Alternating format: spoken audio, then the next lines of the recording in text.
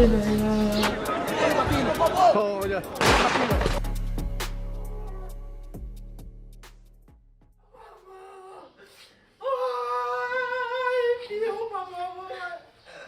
को मिनटों में गंवा देने का दर्द कोई मणिपुर में रहने वाली इस मां से पूछे। हिंसा में 23 साल के बेटे को खोने वाली ये मां हफ्तों से नहीं सोई है। मारे गए युवक के पिता फौज में थे, भाई सुरक्षा बल में है। हमारा यहाँ लाइफ जीने का मतलब डेंजर है। सेंट्रल गवर्नमेंट ने जितना हमने ट्राइबल लोग के लिए फैसिलिटी या एडमिनिस्ट्रेशन अगर नहीं करेगा तो हमने भी नहीं मानेंगे और मैतेई लोग ने भी मानने वाला नहीं है, क्योंकि ये शुरू हो गया है। मतलब ये सिविल वॉर भी है और गवर्नमेंट के साथ भी है, ये क्लियरली बोलता हूँ। ये जब तक सेंट्रल गवर्नमेंट फुलफिल हमारा डिमांड है वो फुल नहीं करेगा तो एक जो मोक में डेड बॉडी ये भी निकलेंगे नहीं। मणिपुर इस वक्त 2 टुकड़ों में बट सा गया है। एक हिस्सा मैतियों के पास है, दूसरा हिस्सा कुकीज के पास है। और जिस तरह का मंजर दिखता है हिंसा का, वायलेंस का, वो 1, 2, 4 दिन का नहीं, ये हफ्तों तक चली वायलेंस है, जिसमें घर बर्बाद हो गए हैं, लोग बाग उजड़ गए हैं, गांव के गांव तबाह हो गए हैं। और जिस तरह की फॉल्ट लाइन्स अब यहाँ पर दिख रही हैं, उससे ऐसा लगता है कि ये एक लंबे समय की दरार पड़ चुकी है। आजादी के बाद से ईसाई धर्म मानने वाले कुकी समुदाय को अनुसूचित जनजाति का दर्जा मिला, जबकि मैतेई हिंदू अनुसूचित जाति बने। झगड़े की वजह यही है क्योंकि मैतेई लोग कुकी इलाकों में जमीन नहीं खरीद सकते और अब जनजाति दर्जा चाहते हैं। तो मसला जमीन पर अधिकार का है। 28 लाख की आबादी में बहुसंख्यक मैतेई घाटी में रहते रहे हैं, जबकि कुकी आबादी 4 पहाड़ी जिलों में बसी हुई है। इस हिंसा में एक दूसरे के यहां जा बसे दोनों समुदाय के लोग शिकार हुए। वैसे राज्य में मैतेई मुसलमान और नगा भी हैं जो इस हिंसा से अछूते रहे। ये है कि मैतेई ने नगा और कुकी समुदायों को एकजुट किया था और राज्य में उन्हें जगह दी। यहाँ लोगों के हिंदू होने का इतिहास खासा अलग है। मणिपुरी लोग कभी भी किसी धर्म को लेकर कट्टरवादी नहीं रहे हैं। हाँ, 19वीं सदी में जरूर एक दौर था जब यहाँ राजशाही के दौरान हिंदू धर्म को थोपा गया था, लेकिन वो लंबे समय नहीं चला। इस हिंसा में मौतें और नुकसान दोनों पक्षों का हुआ है। फिलहाल 50,000 लोग राहत शिविरों में भाग कर आ गए हैं।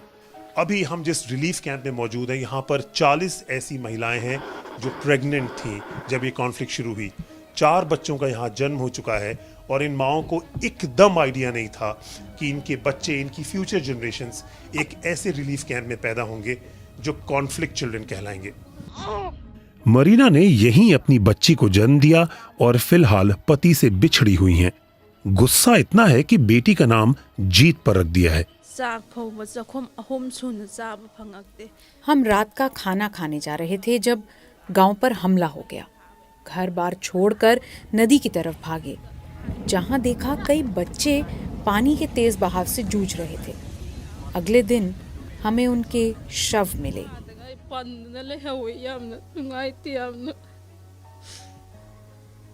पिछले कुछ सालों में राज्य की सियासत ने पूर्व मैतेई हिंदू राजघराने की बढ़ती लोकप्रियता को भी देखा है,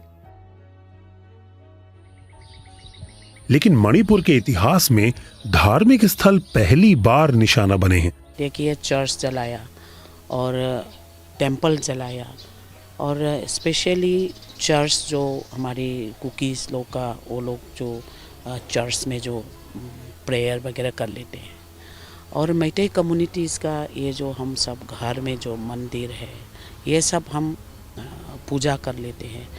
तो दोनों कम्युनिटी का जो भी जल रही है, दोनों का जो डैमेज हुआ है, ये सब के लिए, हम सब के लिए दुख की बात है। सरकारी आंकड़ों के मुताबिक प्रदेश में 250 से ज्यादा चर्च और करीब 2000 कुकी घर निशाना बने।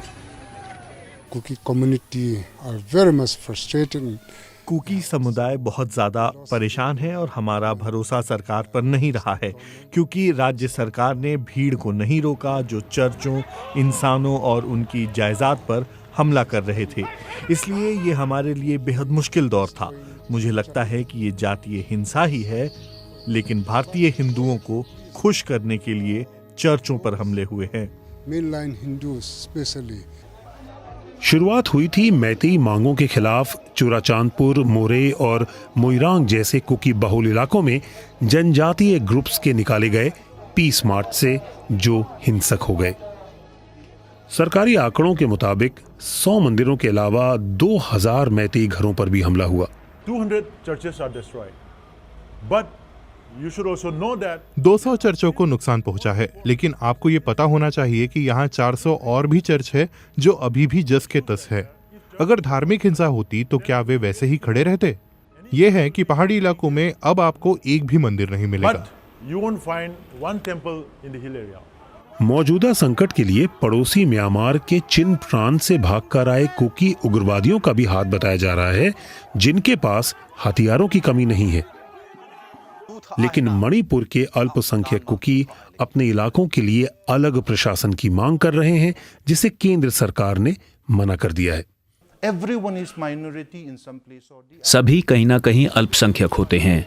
आज सिर्फ मणिपुर में होने की वजह से अगर आप बहुसंख्यक हैं तो क्या आप सिर्फ मणिपुर में ही सीमित रहेंगे? इतनी सारी दूसरी जगह हैं जहां उन्हें भी हमारी तरह हालात का सामना करना पड़ सकता है। मैं नहीं जानता कि कोई इस स्थिति में कोई खेल रच रहा हो। मैं भी भ्रमित हो जाता हूं कि आखिर हम किस चीज के लिए लड़ रहे हैं। इस हिंसा का दौर शुरू हुआ था अधिकारों की मांग के साथ और फिर ये शिफ्ट होकर धर्म पर आ गया। लेकिन केंद्र सरकार को अब इसे खत्म करने के लिए तेजी से काम करना होगा, नहीं तो हालात और बिगड़ जाएंगे। हालात ये हैं कि राजधानी इम्फाल से किसी पहाड़ी कुकी बहुल इलाके में जाने के लिए प्रशासन नहीं, कुकी गार्डों से आज्ञा लेनी पड़ती है।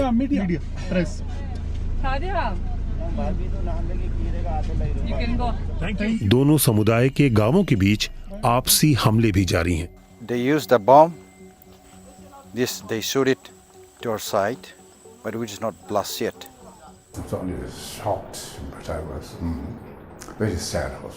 मुझे ना सिर्फ सदमा लगा बल्कि दुख भी हुआ, क्योंकि पुराने समय में इस तरह का वाकया कभी नहीं हुआ था। मैं चर्च या धार्मिक स्थलों को जलाए जाने का समर्थन नहीं करता। दोनों के लिए ही मैं कहूंगा कि पक्षपातपूर्ण राजनीति इसका प्रमुख कारण रही, जिससे आम मेतियों और कुकी लोगों को झेलना पड़ा।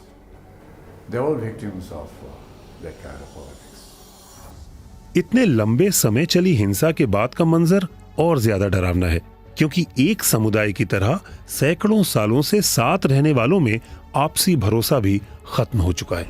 मणिपुर में कभी धर्म के ऊपर में दंगा फसाद नहीं हुआ था। ये सबसे पहला बार है जो हो रहा है।